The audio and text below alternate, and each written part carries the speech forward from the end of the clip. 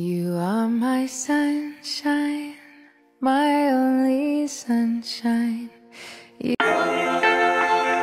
Bonjour chers internautes, avec l'avènement des réseaux sociaux, une tendance se dégage de plus en plus chez les nouveaux parents, celle d'exposer ou encore publier les photos de leur nouveau-né sur les réseaux sociaux. Facebook, Instagram, TikTok, aucun réseau n'est épargné par cette tendance grandissante. Quelle est votre opinion à ce sujet? La réponse en image avec vous. Chacun fait de son enfant ce qu'il veut déjà.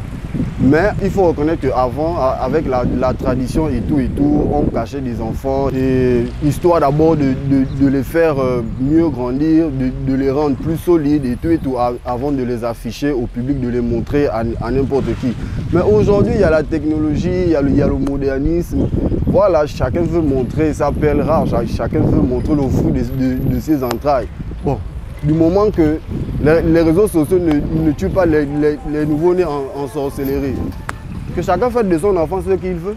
Selon moi, afficher des enfants sur les réseaux sociaux peut avoir deux côtés positifs et négatifs. Négatif sur le fait que on vit dans un monde où on n'est pas vraiment aimé de tous, où afficher notre quotidien, par exemple comme la naissance d'un nouveau-né peut être néfaste du fait que une personne qui ne nous aime pas peut nous atteindre à travers notre enfant.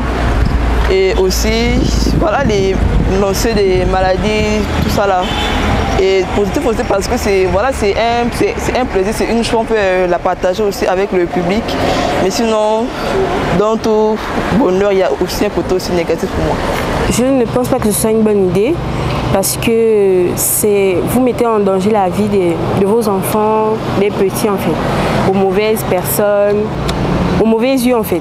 C'est pas prudent de le faire. Vu qu'on est en Afrique, déjà mystiquement, rien qu'avec la photo, on peut faire du mal à une personne.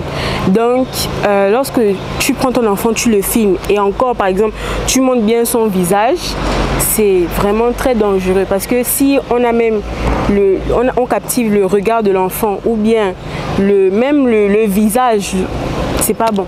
C'est très dangereux, la personne peut de loin lui faire du mal, etc. etc. Ce n'est pas normal.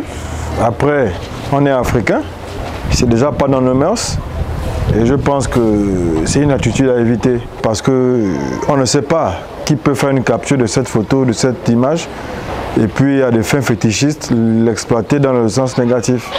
Donc, je voudrais conseiller à mes frères et sœurs d'éviter cette pratique-là. Elle n'est pas de chez nous. Donc, soyons réalistes, évitons-la. Parce que ça a des portées et des connotations négatives qu'on ne peut pas maîtriser.